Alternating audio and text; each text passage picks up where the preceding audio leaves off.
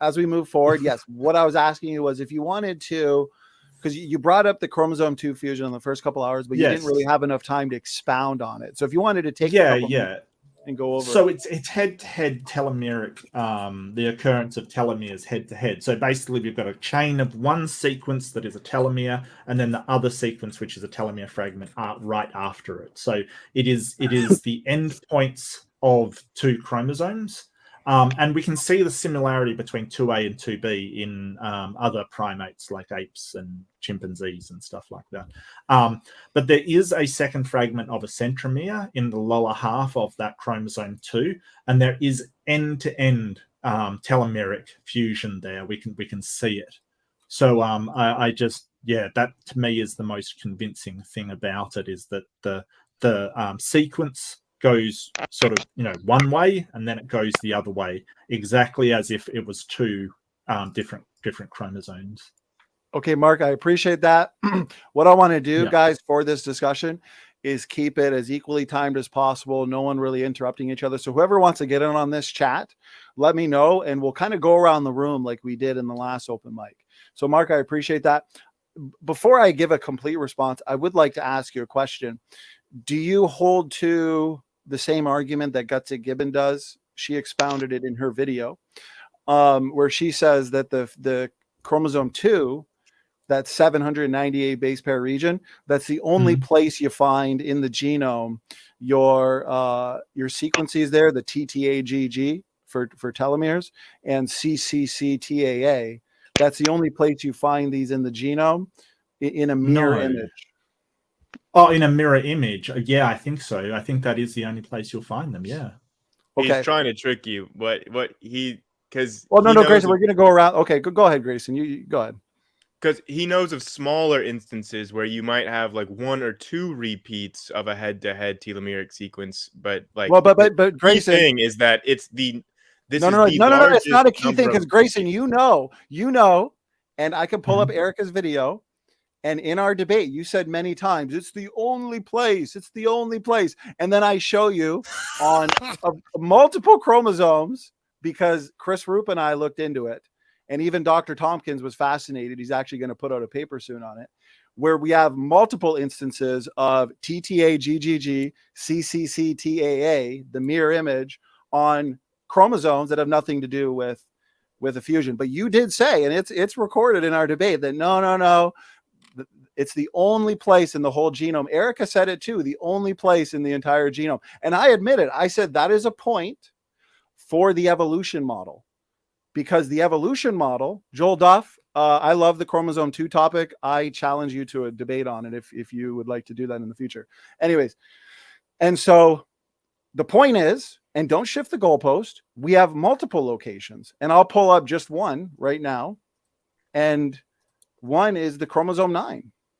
Grayson, you're kind of silent. Talk. Did Erika not say in her video that it's the only place in the entire genome that we find those sequences? Don't shift the goalpost. Don't say, well, it's the number of sequences. That wasn't the challenge. The challenge was to show us one other area in the genome where we find these sequences. Go ahead. I want you to respond, Grayson. Right. Well, I can't speak to what Erika said, but I believe that my exact quote was a little bit different than you're characterizing it there. I think my exact quote was, "I'm not aware of a sequence." That wasn't very strong as an absolute claim, but I do applaud you for actually going into the BLAST and actually going in and trying to find these sequence, or at least having Chris Rupe help you do that. But I think that ultimately the point that it is the largest number of head-to-head telomeric repeats in the entire human genome is still completely valid, because your position would have to be that is just a coincidence.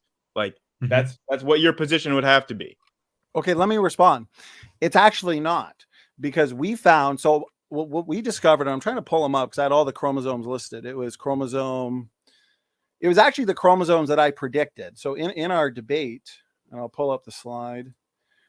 So in our debate, I went over some of the work I did. So here we go. Okay. So here's the chromosomes.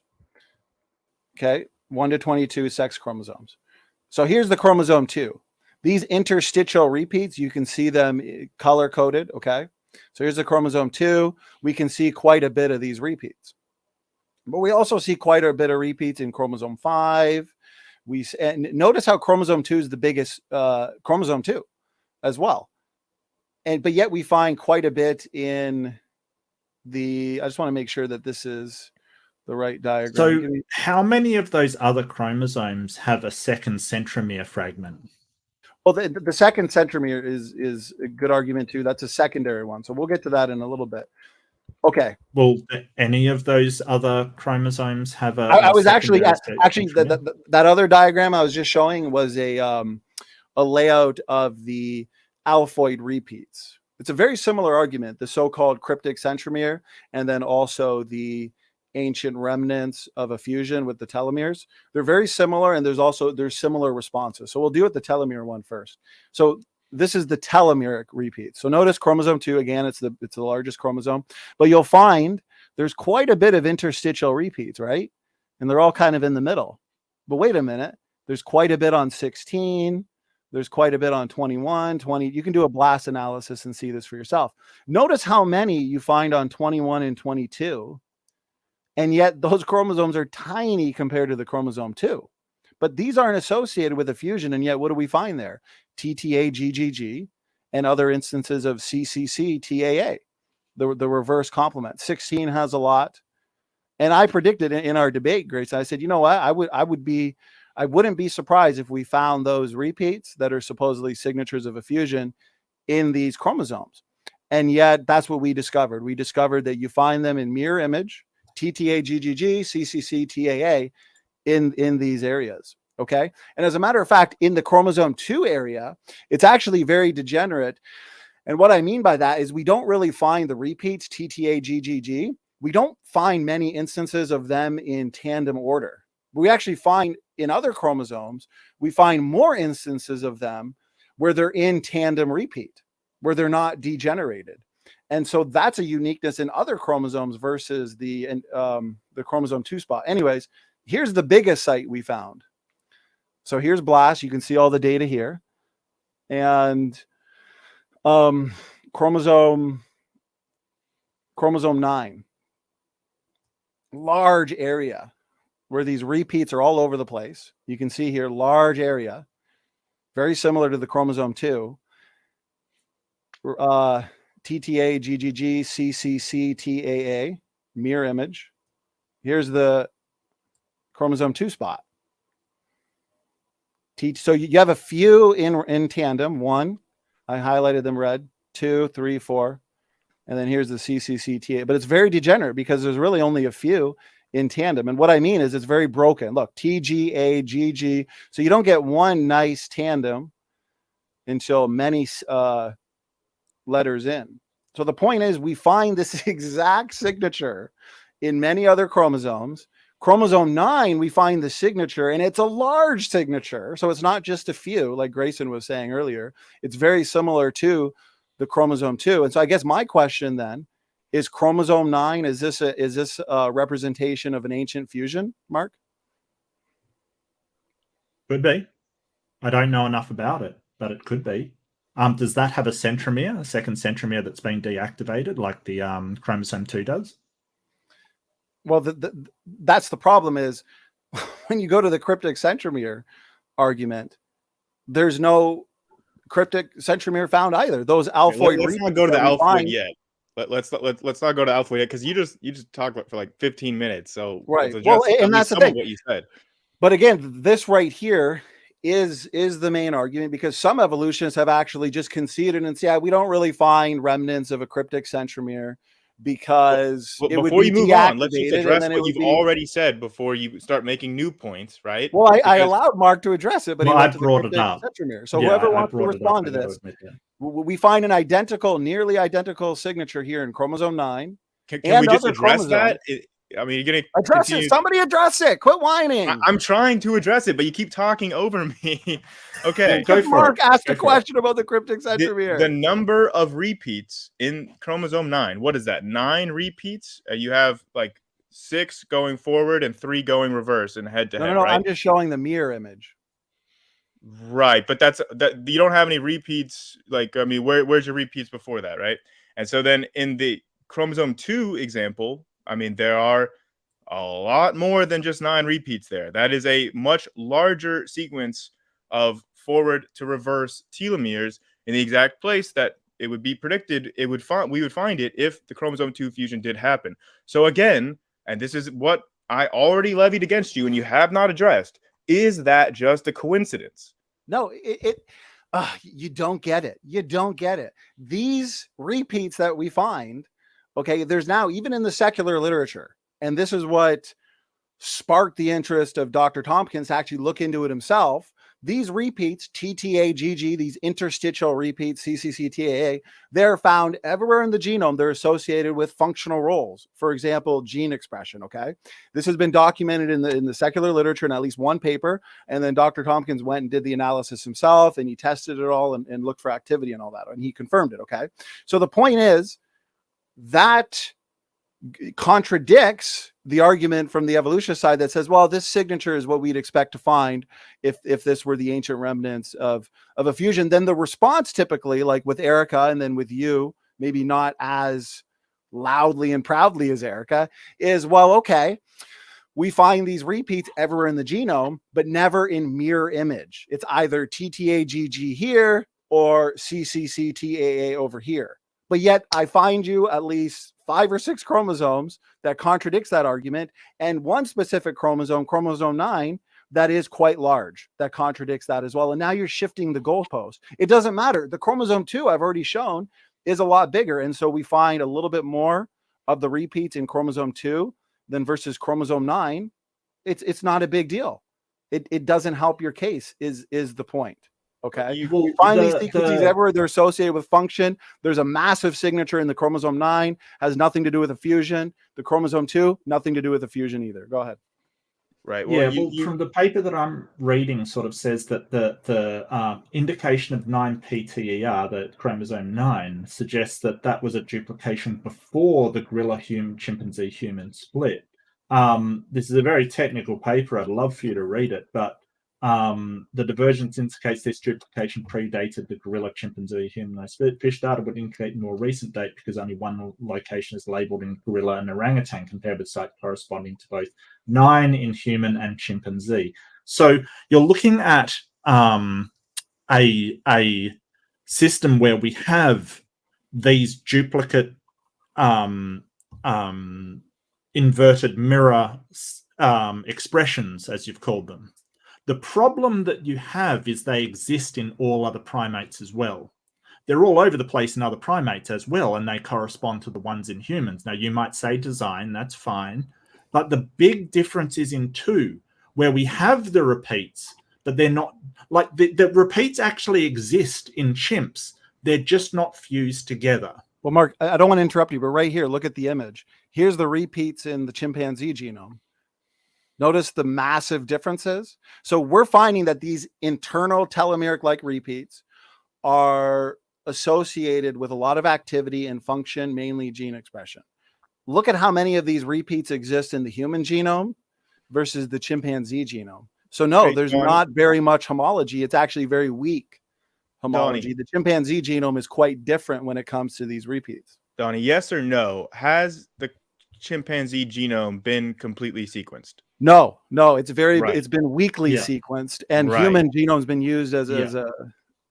So then what you're showing on screen here, one is not showing head-to-head telomeres. That's what all of the graphs that you so far you've shown have conflated interstitial sequences with the head-to-head sequences. But I went in deeper. Yeah, but I went in deeper. Wait. You can't conflate that. But secondarily, we haven't sequenced the chimpanzee genome. Yeah. Okay. Showing a graph like this is disingenuous because, like, especially for the non-coding areas of the chimpanzee genome where the interstitial sequences are, we definitely have not sequenced most of those areas. So this is not, I mean, your source for this is creation.com source. But what we have sequenced, dude, are you serious? This screams desperation because you're using the argument. Yes, this is documented from a CMI research because PhD scientists went into BLAST, just like Chris Rupe and I did, and got this data. Anybody can do it, and then just get a visual representation of it. Doesn't matter if you're a flat earther, a creationist, or an evolutionist. This is just sound data. Now, what we understand about the genome of the chimpanzee, yes, it's very weakly sequenced and understood when compared to the human genome. This is what we got. So are you predicting that once we sequence it more and understand it more and have a stronger representation of the chimpanzee genome, you think it's going to become closer to this? You're fine to make that prediction, but you don't have that data right now. The point is, we find these sequences throughout the entire genome. You can see we find quite a bit on 21, 22, 16. Yeah, chromosome 2, we find a lot too. It's also a massive chromosome. Well, and the chromosome 9, we find a very similar signature. You got to stop conflating interstitial sequences with the head-to-head sequences that are I've already shown you of a fusion. Wait, no, you're slapping and running. When you dig deep, you also find the mirror image TTAGGG, CCCTAA on many of these chromosomes. I've sent but you cannot equate them. You are conflating them. That is an issue. Don't conflate them. When you're talking about head-to-head sequences, be careful to only be talking about head-to-head sequences, and don't conflate your statements to the larger interstitial regions, because that's like not accurate to do. Okay, so let me respond. You find these interstitial repeats in all these chromosomes. Now you have to dig deeper, like we did here. Here's the documentation, and find out how many are intact, how many are degenerate. Because in the chromosome 2, in the so-called fusion site, you only find 10 intact TTAGG telomere sequences. In one of the main papers associated with the chromosome 2 fusion, the author said, why is it so degenerate?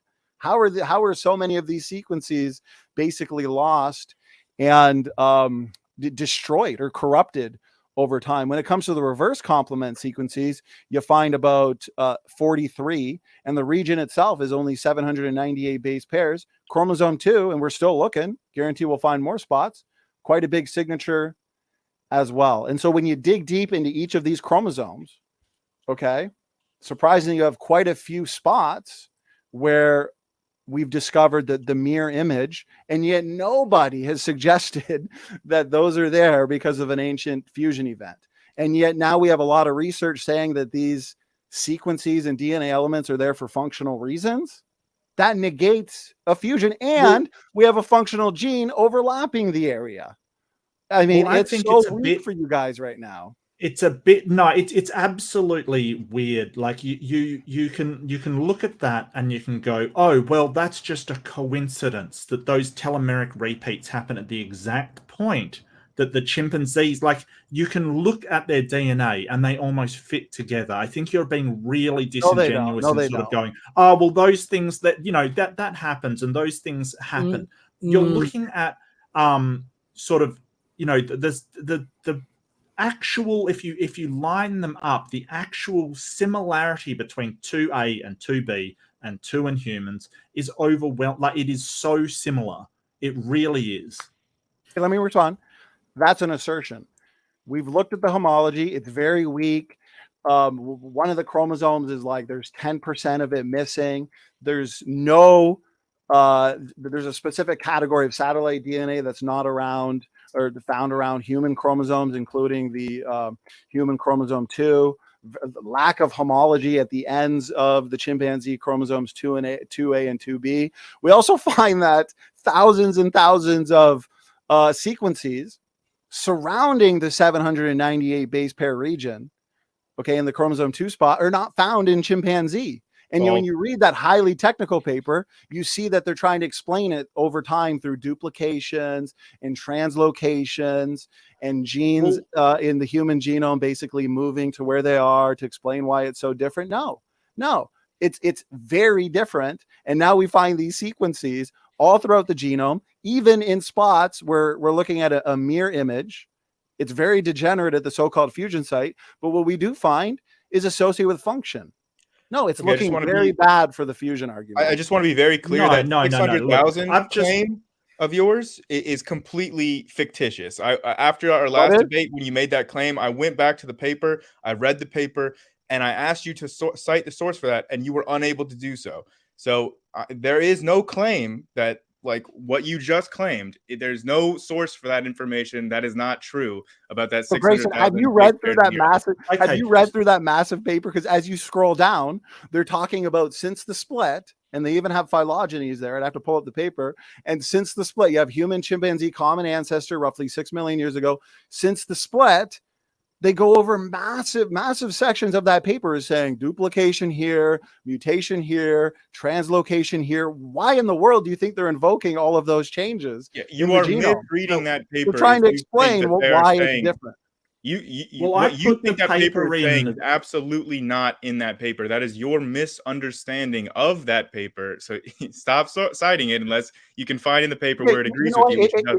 Neither here nor there. It's agnostic. I don't care what you believe about it. The point is the so-called signature that you evolutionists have been looking to for years and years is found elsewhere in the genome. We actually find it elsewhere in the genome with more tandem repeats. It's less degenerate. Than at the Hang on. I got to say something. Hold it. I've been very patient. Now, I've put in the chat the paper that I've drawn on my information from. So if you could give me a paper that says there was no fusion and this was something else, then please provide that, because you don't seem willing to be able to do that is so dishonest. Now, this actually says, no, shut up, Bubbles, shut up.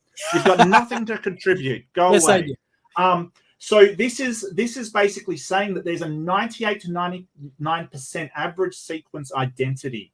A 67 kb block on the distal side of the fusion site is highly homologous to the sequences at 22 QTER. Like, so everything that you're saying, that like we don't see homology at all, we don't see all that. Yeah, we do. And I've got the paper that shows it. If you would just read through the papers. But I think Grayson's right. You're Bubble, shut up. You're misrepresenting it. Triggered, Mark. Like, I see you having stuff in here, and it's all from Answers in Genesis, which is a religious think tank. That's all it is. Okay, now Mark just requested that Standing for Truth provide a paper stating that there was no fusion. No paper's going to say that, Mark. Why? Okay, Ken Miller literally said because they all have an atheist slant, evolutionist slant. They all have an agenda. Of course, they're not going to say there's Christian scientists, there's Christian geneticists. What are you talking about? You don't care about those papers. It is kind of disingenuous to ask for an evolutionist, for an evolutionary secular paper to say there's no fusion. Dr. Ken Miller literally said if there's no fusion, just wait. Dr. Ken Miller said if there's no fusion, there's no evolution. Okay, the evolutionary community requires a fusion, and you're scoffing at creationist sources. Again, this was done by a couple of creation scientists. This was done just by myself and Christopher Rupe, where we went in using BLAST, and we started with small sequences. We said, you know what? People like Grayson are insinuating, maybe not as proudly and loudly as Erika, but Erika is saying the fusion site is the only place where we find in mere form TTA, CCC, TAA, because the evolutionist rightfully concedes, yes, we find these repeats elsewhere in the genome, and they're associated with what? With function. But their response is typically, but the fusion site's the only place where we find them head to head. And so we went in and we suggested, and Chris Rupe specifically did the BLAST analysis because he's got experience with that. And we said, let's start with small sequences, just one or two, TTA, GGG, CCC, TAA. We found them in many chromosomes. And then we worked our way up more and more and more and more. And eventually we found the chromosome 9 where there's a huge signature. It's associated with, it's a DNA element. It's associated with function, has nothing to do with a fusion, or else you're going to have to say that there's been fusions all over the genome. But no, you just want to say there's only a fusion in the chromosome 2 spot. Donny, then why doesn't he publish it then? Publish it. Oh yes, because if we publish if it's so rock solid, no. This is the thing. You guys want to make it out like scientists are just going to stop, and there's a big conspiracy. That is not the case. That's the point. Shut up, Bubbles. Come on, man. Like, seriously, I'm talking. What is wrong with you? Something wrong with you. If you discover this, then you should be working to get it out as soon as possible so it can be peer reviewed.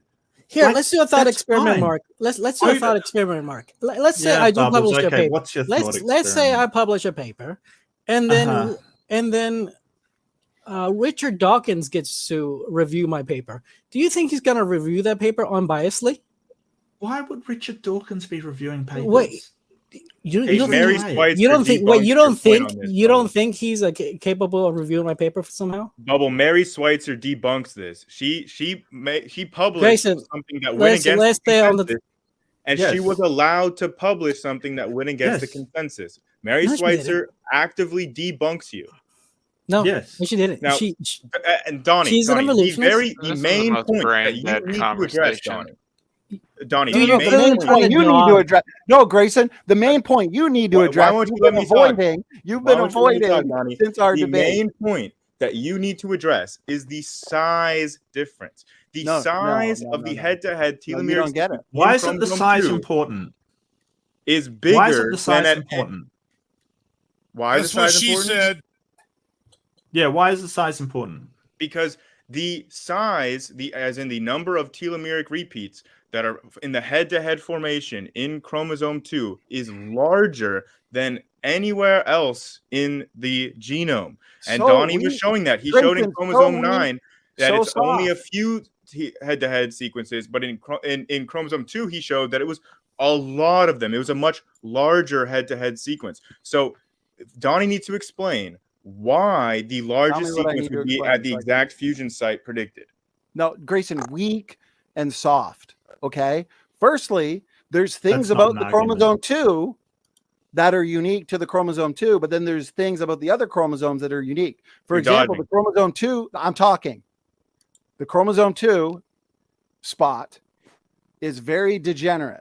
It's very small. It's very muddled. Okay. And when you actually look at it, you find a lack of unbroken telomeric repeats. Okay, you can look at it yourself over here. Just because I'm going to another window doesn't mean that you can interrupt. Relax. Okay, so here's the sequence here. You can count them up yourself. The intact ones that we do find at the so-called fusion site, notice how they're primarily found independently or in isolation. That's because the other bases, they don't exist as tandem repeats. State of degeneration doesn't matter. Grayson, I'm going to use my famous line. The beginnings of your sentences are starting in the middle of mine, and you need to stop now. I'm addressing everything. I understand you're excited because you're being demolished. Relax. You'll have a chance to respond. I already addressed everything you're saying. You'll have a chance to respond. If the 798 site within human chromosome 2 really is the ancient relics or leftovers of a fusion, we should locate thousands of these complete motifs in near perfect tandem. We don't find that. We actually find elsewhere in the genome these internal telomeric repeats more than 10 times in tandem. And so that's unique. Okay. Well, you can find it on, I believe it's 10, 11, 12. Well, the one you showed. Yourself, dude. Stop. You're interrupting me. I'm not done talking yet. Okay. You keep going on and on and on. Stop. Grayson, I'm going to kick you because I'm not in the mood for your attitude tonight. Okay. Listen, we find, contrary to what you've said and Erika says, we found these sequences, TTAGG, CCC, TAA, everywhere in the genome. And we found a spot in chromosome 9. Okay, yes, it's more degenerate than the fusion site. Okay, fine, but it's still a very large signature. But notice here, this is what you're missing. The size of the human chromosome 2 is twice, sometimes 3 times the size of these sites, like chromosome 21 and 22, where we find a lot of these sequences in mirror image. So what? We find a little bit more in the chromosome 2. Who cares? You're grasping at straws. You're looking desperate. Give up the chromosome 2, Grayson. Find another argument. Go ahead. Okay, so you just conceded my entire point by basically saying that the size is insignificant because it's a problem for your world view, and you're basically saying it's only a coincidence that the largest amount, like the largest head-to-head sequence is in chromosome 2. In your own presentation that you had just previously shown, you showed in chromosome 9, and you yourself said this is the largest sequence outside of chromosome 2 that Chris Rupe and I were able to show. And you showed the sequence, and there were only 9 repeats in the head-to-head formation. You showed that on the screen. That is much smaller than the chromosome 2 area. So shifting the goalpost from you're not going to find any of these anywhere. We find I never said that. You're not going to find a large one. We find a large one. Oh, the chromosome 2 is the biggest. Who cares? The chromosome 2 itself is 3 to 4 times the size of some of these chromosomes. And so there's a bit more in them. Who cares? They're associated with DNA function. They're associated with gene expression. This is a very weak argument from you. You're shifting. This is a logical fallacy that you're guilty of, Grayson, because you can't understand the data. It actually turns out that the fusion sequence, although it's larger, we find very few intact TTAGG and CCTAA sequences. We actually find elsewhere in the genome and other chromosomes where we find more intact. Yes, it's not as large as the chromosome 2, but we find more intact. And so that is unique for those as compared to the chromosome 2. Who cares? Okay, so Donny, yes or no? It's desperate. Quickly, yes or no? Is it a coincidence that the largest head-to-head sequence is in chromosome 2? It's a yes or no. Is it a coincidence? Is it a coincidence that this chromosome 2, which is how much larger than the chromosome 9, twice the size? So the chromosome 2 site's a little bigger than the chromosome 9, but it's also twice the size of a chromosome 9. Oh, that's not true. That's not true. Could you share my screen, Donny? Sure. Let's see how much bigger it is. But I just want to point out to the audience a lot of goal shift moving here. No, let's see how much bigger it is. Literally, the first thing I said to you was the size, and I've stuck on that point this entire time. No People goal. Can go watch our debate, and you were very unsure of yourself. You were repeating Erika's argument, trying to say it's the only place in the genome where we find them. Okay, so now you're admitting that I didn't say anything with certainty, or I didn't make an absolute statement. So now you're admitting that I did not move the goal. In the debate, you would make a statement that was very certain, but then I would ask you, like, are you sure? But then you'd realize, well, you didn't look into yourself. Okay, could we stop the meta? So like, who cares about the meta? Like, seriously, like, you're going into meta. Like, during the debate, you were nervous. Like, come on, dude, seriously. I didn't say you were nervous. When did I say that? I just want to. Well, whatever. I just want to show the fusion site and just how big it is compared to the others, kind of thing, right? So, like, Donny's sort of saying, oh, it's a little bit big. No, it's not a little bit bigger. It's like at least 3 times the size as any other site. And this is just coincidence. Are you talking about Are you talking about the chromosome itself or the fusion site? Fusion site. Okay, so how many base pairs is the fusion site? Not 100% sure. It's 798. How many base pairs is the chromosome 2 itself? How large is the chromosome 2? How large is it? A lot larger than that. What's the point you're making here? What's the size of this site? Well, I'm just saying that the size of the chromosome 2 fusion site is way larger than any other duplications that you're pointing to.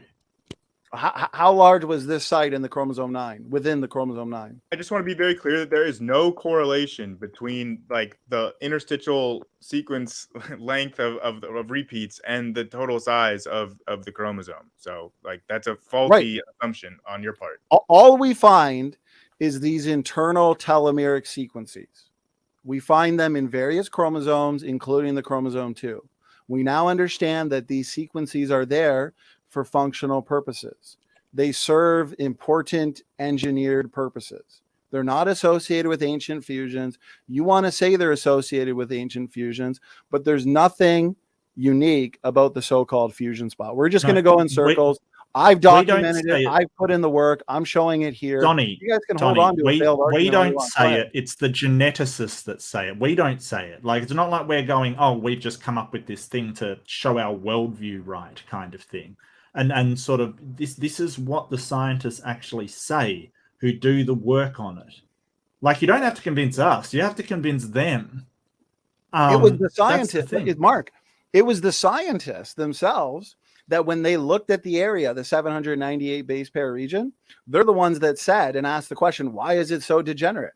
Why is it so small? Why do we find so few intact TTAGG telomere sequences? And they answered the question with some stories, some hypotheses, none of them all that convincing. Yeah. Well, here's the thing. It's kind of like, why was it a prediction that we would find this head-to-head fusion there? Like, why is it that we looked at the DNA sequences and said, hey, they look like they matched up. Let's make a hypothesis that we're going to find a fusion site there. And then they found it. You know that this was proposed before they found the telomeric sequences, right? Well, they use a type of comparison, a type of DNA analysis that kind of stains the chromosome. And so they can see similarities.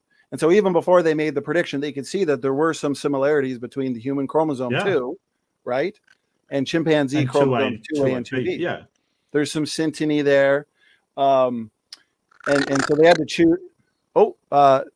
T-Rock, is that you? You kind of sound like Mickey Mouse. Because I will say this, my wife, because I'm going on 3 hours and 10 minutes. My wife said my dinner was ready 10 minutes ago. Okay, sorry. Yeah, no. It's been fun. It's been passionate. It's been lively, but I always appreciate conversations with you guys. So why don't we allow now T-Rock? But T-Rock, you might have to jump out and jump back in because you got that kind of muffled Mickey Mouse sound.